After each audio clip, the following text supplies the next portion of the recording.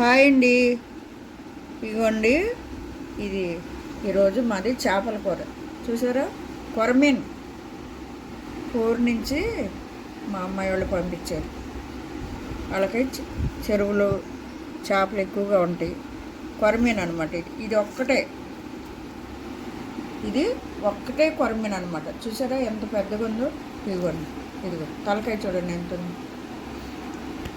శుభ్రంగా కడిగి ఉప్పు నిమ్మకాయతో కడిగినమాట. ఓకేనా. ఇదిగోండి, ఇప్పుడు ఈ చేపల కూరకి ఏమేమి చేయాలో చూపిస్తాం మీకు. ఇదిగోండి కారం,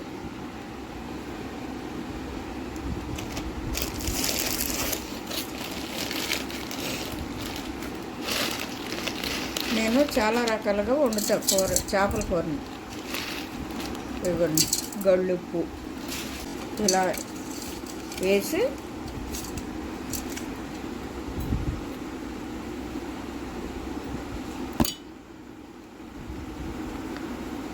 కొద్దిగా ఆయిల్ వేస్తున్నా. ఆయిల్ వేసాను. ఇలా కలిపేసి ఒక 20 నిమిషాలు పక్కన పెట్టాలి. అప్పుడు మనం కూర చేసుకోవాలి. భలే ఉందండి కొరమీను. చానాల తర్వాత కొరమీను మా మనోడు పంపించాడు. శుభ్రంగా చేసి ఐస్లో పెట్టి పంపించాడు అనమాట. అందుకని హ్యాపీగా వండుకుంటున్నాను నేను. చూడండి, కొరమీను చాలా అంటే ఇంకా ముదురు ఉంటాయి. ఇది పర్వాలే. ఇప్పుడు పరిస్థితులను బట్టి ఇలా సైజ్ చూసారా. ఓకే అండి. ఇలా కలిపేసి మనం బాగా కలిపేసి ఒక 10 నిమిషాలు 20 నిమిషాలు పక్కన పెట్టుకోవాలి. బాగా కలపాలి. అంటే ఉప్పు కారం అంతా లోనకి వెళ్ళాలన్నమాట. ఇట్లా ఈ ముక్కలోకి లోనకి వెళ్ళాలి. అప్పుడు కూర చాలా బాగుంటుంది. చేప ముక్కలు అంటే కొరమీను ముక్కలని చూపించే కదా, ఈ కలిపి ఇలా పెట్టాను అనమాట. ఇప్పుడు మనం చేపలు కూర చేసుకోవడానికి రెడీ అనమాట. ఇదిగోండి, కొంచెం చింతపండు, ఉల్లిపాయ, పచ్చిమిర్చి, అల్లం వెల్లుల్లి పేస్టు, కరివేపాకు, ఇదిగోండి ఉల్లికాడలు, మన గార్డెన్లో ఉన్న ఉల్లికాడలు అనమాట. ఓకేనా. ఇప్పుడు స్టవ్ ఆన్ చేసి మనం కూర స్టార్ట్ చేద్దాం. సింపుల్గా చక్కగా చాలా బాగుంటుంది కొరమీను. అంటే చిన్నప్పటి నుంచి అలవాటు కొరమీను కూర. మనం ఆయిల్ వేసుకుందాం. ఆయిల్ వేసాను కదా, కళాయిలో కాగింది. అయితే నాన్ వెజ్కి శనగ నూనె బాగుంటుంది. శనగ నూనె అయితే బాగుంటుంది. అంటే మనం గానగ దగ్గరికి తెచ్చుకున్నా బాగుంటుంది. ఇవన్నీ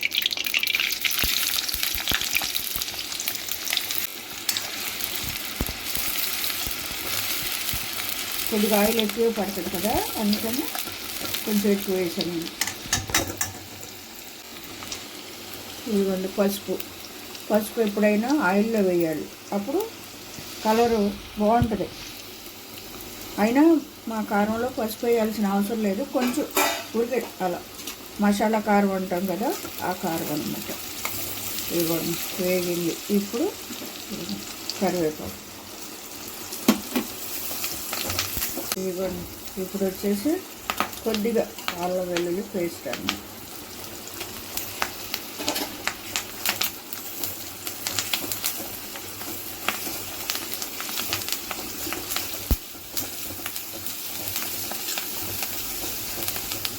కరివేపాకు నూనెలో వేస్తే మంచి స్మెల్ వస్తుంది. ఇదిగోండి అల్లం వెల్లుల్లి పేస్ట్ కూడా చక్కగా వేగిపోయింది. పచ్చివాసన పోయేదాకా వేపుకోవాలి మనం. ఇప్పుడు మనం ఏం చేద్దామంటే ఇవ్వండి కొరమీను ముక్కలు వేసేస్తున్నాం.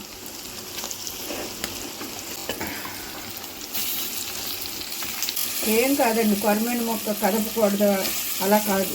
చక్కగా ఒకసారి మనం అలా ఇలా తిప్పుకోవాలి. అప్పుడు ఇవన్నీ మొక్కకు పడతాయి అన్నమాట. అల్లం వెల్లుల్లి పేస్ట్ ఇవన్నీ. ఓకేనా. ఇలా పచ్చిమిర్చి కూడా ఇలా వేసుకోవాలి. అప్పుడు మనం తినేటప్పుడు బాగుంటుంది. అదే ఇలా నిలువుగా చీల్చామనుకోండి మంట అంతా కూరలోకి వచ్చేసి. ఇప్పుడు మనకు సరిపడా కారం ఉంది కదా, చాలకపోతే సాల్ట్ కారం చూద్దాం. చింతపండు ఇలా ఒకసారి ఇలా మెత్తగా పిసికేసి వేసేయటమే. ఇది ఈ కేజీన్నర అలా ఉంటుంది అనుకుంటండి కొరమేను. ఈ మాదిరి చింతపండు ఇవన్నీ చూసారుగా. కూర అలా అవుతున్నప్పుడు మనం చింతపండు వేసేయాలి. ఇప్పుడు చింతపండు పోసేస్తుంది నేను. చెప్పిన వాటర్ ఉన్నాయి కదా, అవి కూడా వేసేస్తున్నాను నేను. ఇంక వాటర్ ఏం అవసరం లేదు. కావాలంటే మనం ఉప్పు కారం చూసుకొని మళ్ళీ వేసుకోవడమే. ఇక వాటర్ అయితే చక్కగా సరిపోతుంది. ఇలా ఒకసారి నేను కలిపేసి మూత పెట్టేస్తాను. మాకు చిన్నప్పుడు అంటే నాన్నగారు బాగా అసలు చేపలు అవన్నీ నానే వండేవాళ్ళు. అయితే పెద్ద పెద్ద కొరమేనులు, ఇంకెంతకన్నా పెద్దవి అనమాట. ఇదిగోండి ఇలా మనం కలిపేసి ఒకసారి అన్ని ముక్కలు ఇలా కలిపేసి మూత పెట్టేద్దాం. ఓకేనండి. ఇదిగోండి మన చేపల కూర అయితే రెడీ అయిపోయింది. చూసారా, ఇదిగోండి ఇలా. ఓకేనా. చేపల కూర ఎప్పుడు చక్కగా ఇలా తొక్కగా ఉడుకుతూ ఉండాలి. నేను ఉల్లికాడలు కూడా వేసేసానండి. కొత్తిమీర అయితే వేయను. ఎందుకంటారా, ఇప్పుడు కొత్తిమీర చల్లేవనుకో కూర లూజ్గా అయిపోతుంది, అంటే వాటర్ లాగా అయిపోద్ది, ఇలా చిక్కగా ఉండదు. కాబట్టి అంటే నాకు అలా ఇష్టం అనమాట. కొత్తిమీర వేయను నేను చేపల కూరలు. చిన్న చేపలు అయితే వేసుకోవచ్చు. ఇదిగోండి చూసారా కూర, చూడండి బాగుందా కూర, బాగుందా చూడండి. అద్దుకోండి, ఈ గ్రేవీ సరిపోతుంది. నేను స్టవ్ ఆపేస్తాను. ఇదిగోండి మన కూర అయితే రెడీ అయిపోయింది. కొరమీన కూర రెడీ అయిపోయింది. చూసారా ఎంత బాగుందో. దొరికితే మీరు కూడా చేసుకోండి ఇలాగా.